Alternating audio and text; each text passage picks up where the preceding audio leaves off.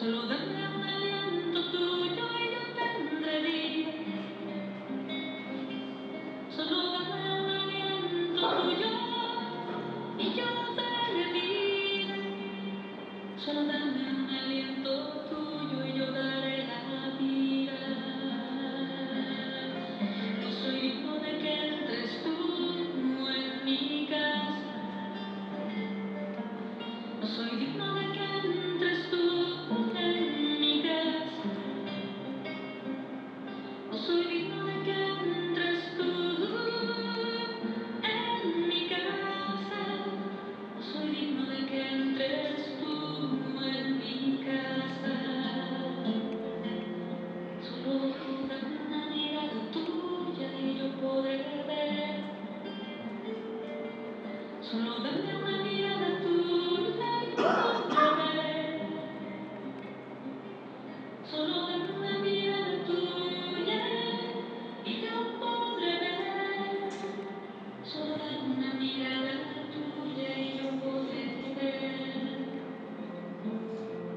Solo dame una sonrisa tuya y yo podré reír. Solo dame una sonrisa tuya y yo podré reír.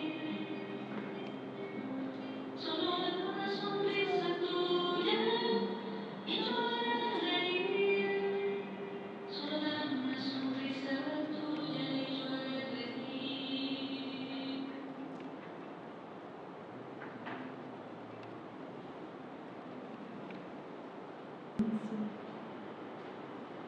Adoramos, Señor, adoramos nuestro corazón.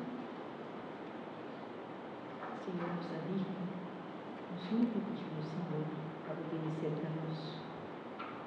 Pero, Señor, para que palabras nos da cura, nos tocar e ver, nos tem confiança dela, nos dá consuelo, uma mirada livre, venha-nos com paz.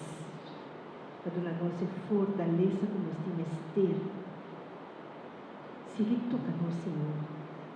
Sigue llenarnos con paz, con todo lo que nos ha cada uno de nosotros aquí presente, tem tanto Esther de ti. A vosotros conocemos corazón, vosotros, Señor. Llénanos a la noche, bendicionamos pastor, que también sigue llenarnos con palabra que da vida para cada uno de nosotros, Señor. Bendicionéricamente. La tu Espíritu Santo sigue sosegando allí. Bendicionarnos tanto que nuestro corazón va a abrir para nos conseguir crecer en fe junto con Él, según la palabra de guiarnos.